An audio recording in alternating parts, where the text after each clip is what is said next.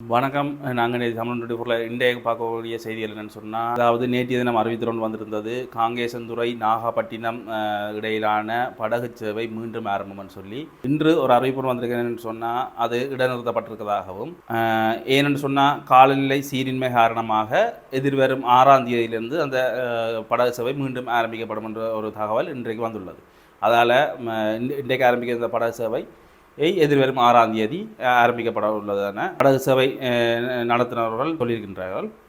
மற்றது என்னென்னு சொன்னால், முன்னாள் ஜனாதிபதி ரணில் விக்ரமசிங்க அவர்களுக்கும் மற்றது முன்னாள் பிரதமராக இருந்த தினேஷ் குணவர்த்தன அவர்களுக்கும் சிஐடியினர் ஒரு விசாரணை மேற்கொள்ள உள்ளதாகவும், அதாவது வாக்குமூலம் எடுக்க உள்ளதாக ஒரு தகவல் ஒன்று வந்திருக்கின்றது. அது என்னத்தை அடிப்படையாக நாங்கள் பார்த்தோம்னு சொன்னால், முன்னாள் சுகாதார அமைச்சர் ஹெகலிய ரம்புத்கலை முன்வைத்த அமைச்சரவை பத்திரத்துக்கு அங்கீகாரம் வழங்கப்பட்ட தொடர்பில் முன்னாள் ஜனாதிபதி ரணில் விக்ரமசிங்க மற்றும் முன்னாள் பிரதமர் தினேஷ் குணவர்த்தன ஆகியோர்கிட்ட வாக்குமூலங்களை பதிவு செய்வதற்கு குற்றப்புலனாய்வு திணைக்களம் தீர்மானித்துள்ளதாகவும், அதாவது நாட்டில் நிலவர மருந்து தட்டுப்பாட்டுக்கு தீர்வு பெற்று தரும் வகையில் இந்தியாண்ட கடன் திட்டத்துக்கு கீழே 182 வகையான மருந்துகள் இறக்குமதி செய்வதற்கு முன்னாள் சுகாதார அமைச்சர் ஹெகலிய ரம்புத்கலினால் அமைச்சரவையில் ஒரு ஆலோசனை முன்வைக்கப்பட்டிருந்தது. அதாவது அவர் முன்வைத்த அமைச்சரவை பத்திரத்துக்கு அங்கீகாரம் வழங்கிய அடிப்படையிலே முன்னாள் ஜனாதிபதியிடமும் முன்னாள் பிரதமரிடமும் குற்றப்புலனாய்வு பிரிவினர் வாக்குமூலம் பதிவிட இருப்பதாக ஒரு தகவல் ஒன்று இப்போ வந்துட்டு இருக்கின்றது. நாட்டிற்கு தரமற்ற மருந்துகளை இறக்குமதி செய்யப்பட்ட இந்த சம்பவம் தொடர்பில் மாளிகாவத்த நீதவான் நீதிமன்றத்தில் முன்வைக்கப்பட்ட கோரிக்கைக்கு அமைவாக நீதவான் லோட்சனி அபயவிக்ரம குற்றப்புலனாய்வு திணைக்களத்துக்கு இந்த அனுமதியை வழங்கியிருந்தார். முன்னதாக இந்த சம்பவம் தொடர்பில் முன்னாள் அமைச்சர்களான நிமல் ஸ்ரீபாடி சில்வா, பந்துல குணவர்த்தன, ரமேஷ் பத்ரன்ன, ரோஷான் ரணசிங்க, டக்ளஸ் தேவானந்தா, ஹெரின் பெர்னாண்டோ, மற்றது பிரசன்ன ரணதுங்க, விஜய ராயபக்ச, விதுர விக்ரமநாயக்க, கஞ்சன விஜயசேகர ஆகியோரோட குற்றப்புலனாய்வு திணைக்களம் வாக்குமூலம் பெற்றிருந்தது குறிப்பிடத்தக்கது. இதெல்லாம் முதல் நடந்தது. இதோடு சம்மந்தப்பட்டதான் இப்போ இந்தியாவுக்கு விஜயம் மேற்கொள்ள முன்னாள் ஜனாதிபதி ரணில் விக்ரமசிங்க நாடு திரும்பிய பின்னர் அவரிடம் வாக்குமூலம் பதிவு செய்யப்படுவதற்கு தீர்மானித்துள்ளதாக சொல்லியிருக்கிறேன். இன்னொரு முக்கியமான தகவல் என்னென்னு பார்த்தீங்கன்னு சொன்னால், கடவுச்சீட்டுகள் தற்சமயம் கடவுச்சீட்டுகளுக்கான முன் அனுமதி பெறுவதற்கான விண்ணப்பங்கள் அதாவது சுமார் 5 மாதத்துக்கு பிற்பாட்ட தேதிகளே தற்போது வழங்கப்படுவதாக ஒரு குற்றச்சாட்டு ஒன்று வருகின்றது.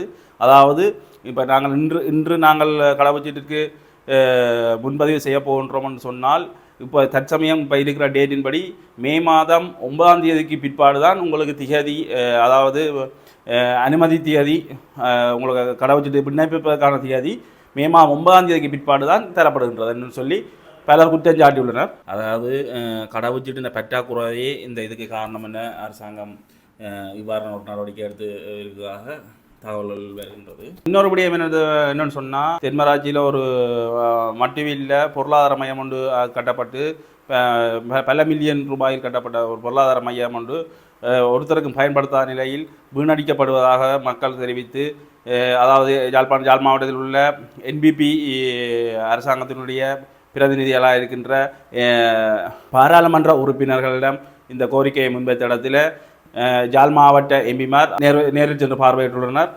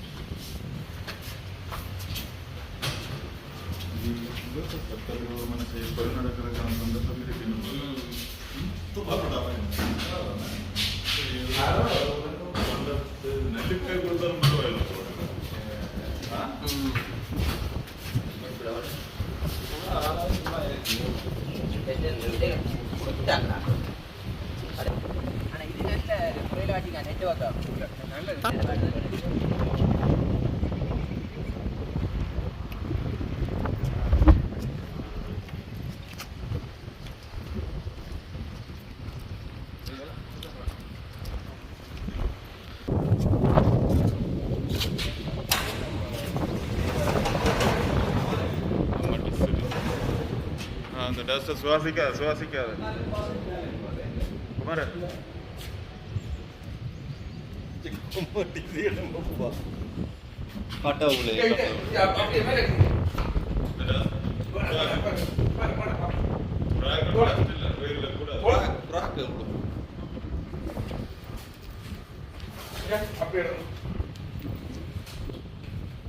சுவாசிக்கவே முடியல.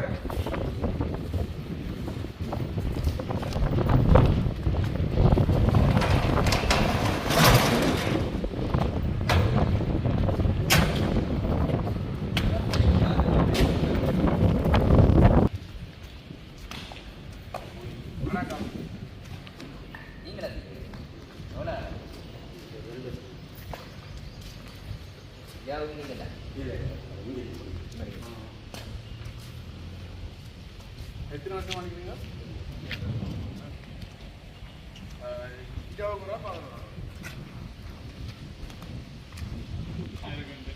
என்ன சொன்னது?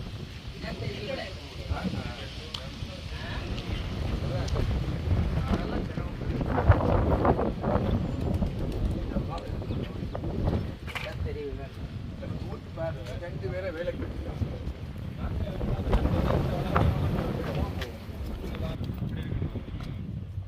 புறாக்களின் கூட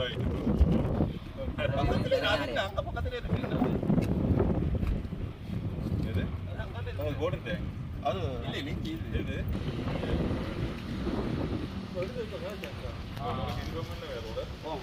இது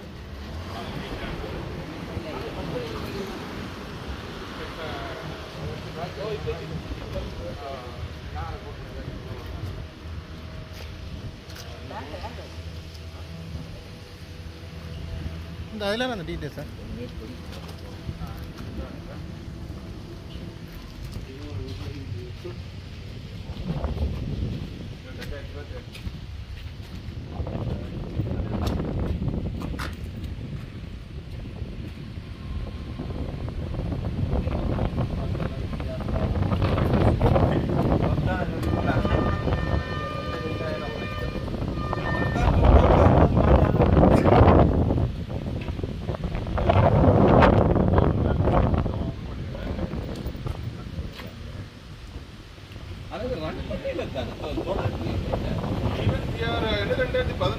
அடிக்கல் நாட்டப்பட்டு போயிது.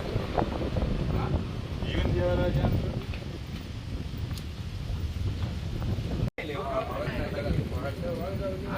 பட்டி மட்டும் கனகாலம் சும்மா இருந்தார்.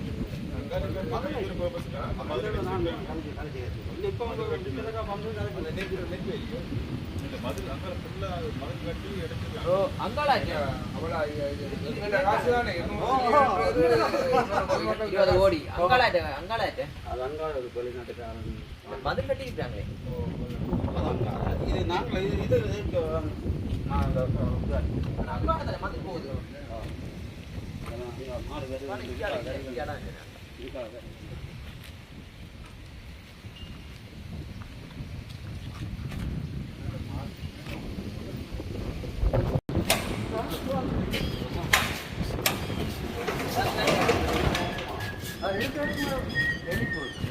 ரொம்ப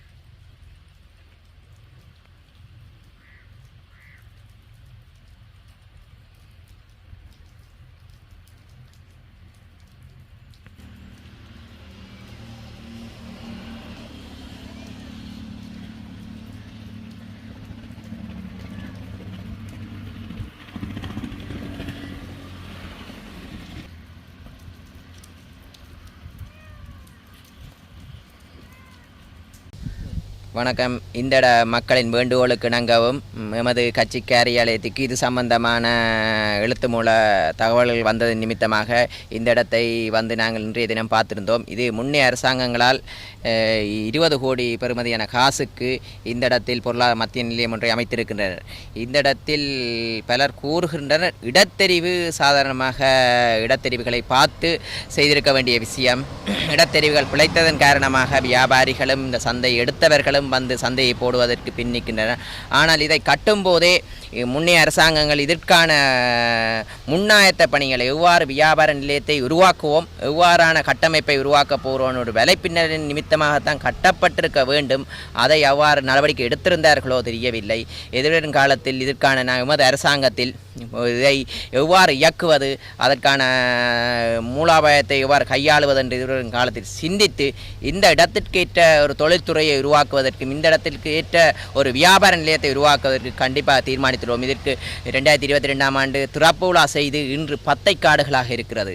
இது யாருடைய பணம்? மக்களுடைய பணம், மக்களுடைய வரிப்பணம். மக்களுடைய வரிப்பணத்தின் நிமித்தமாக கட்டப்பட்டது. அவர்களுடைய இரத்தம், இந்த விவசாயிகள், இந்த இடத்தின் விவசாயிகளுடைய இந்த மக்களுடைய வரிப்பணத்தில் கட்டப்பட்ட இரத்தத்தில் கட்டப்பட்ட பணம் தான் இன்று வீண்விரயமாக்கப்பட்டு எவரும் கண்டும் காணாத மாதிரி இருக்கின்றனர். இதுவரை முன்னே அரசாங்கங்கள் இன்னத்துக்கு கட்டுகின்றார்கள் என்று சிந்திக்க வேண்டியதாக இருக்கிறது. மக்களும் கேள்வி எழுப்புகின்றார்கள், இது ஊழல் நிமித்தமாக கட்டப்பட்டதா அல்லது அவர்களின் பணத்தை உழைப்பதற்கு ஒரு ப்ரொஜெக்டிலையும் போட்டு மக்களுக்கு நியாயமான சந்தர்ப்பத்தையும் வியாபாரத்தையும் ஏற்படுத்துவதற்கு கட்டப்பட்ட நிலையம் மாதிரி இல்லை. ஒரு ப்ரொஜெக்ட் செய்து ஊழலை செய்யும் நோக்கத்துடன் கட்டப்பட்டிருக்க வேண்டும் என்று நாங்கள் நினைக்கின்றோம். எதிர்வரும் காலத்தில் இந்த இடத்திற்கேற்ற ஒரு வியாபார நிலையத்தை, பொருளாதார நிலையத்தை அமைப்பதற்கு நாங்கள் தீர்மானித்துள்ளோம். எதிர்வரும் காலத்தில் அவ்வாறான வியாபார நிலையத்தை துறப்பதற்கு நாங்கள் அரசாங்கத்திற்கு அழுத்தம் பிரயோகித்து எம்மாளி என்றது மக்களுடைய அறிவுரைகளையும் கேட்டு கண்டிப்பாக செய்வோம். ஆனால் பல விவசாயிகள் கூறுகிறார்கள், இந்த இடத்தில் விவசாய மரக்கறியில் கொண்டு போது காய போடுவதா என்று, கருவாடு காயப்படுவதா அல்லது இதன்று. ஏனென்றால் அவ்வாறான வெப்பநிலை கூடிய இடம். அதன் காரணமாக அதற்கேற்ற மாதிரி எதிர்வரும் காலத்தில் இந்த இடத்தை வியாபார நிலையமை அமைப்பதற்கு நாங்கள் திரசங்கம் பூண்டுள்ளோம். அதற்கான அறிவுரைகளையும் மக்களின் அறிவுரைகளையும் பெற்று இந்த அரசாங்கத்துக்கு தெரிவிப்போம். அதன் நிமித்தம் எதிர்வரும் காலத்தில் இந்த வியாபார நிலையத்தை இயக்குவதற்கு தீர்மானித்துள்ளோம்.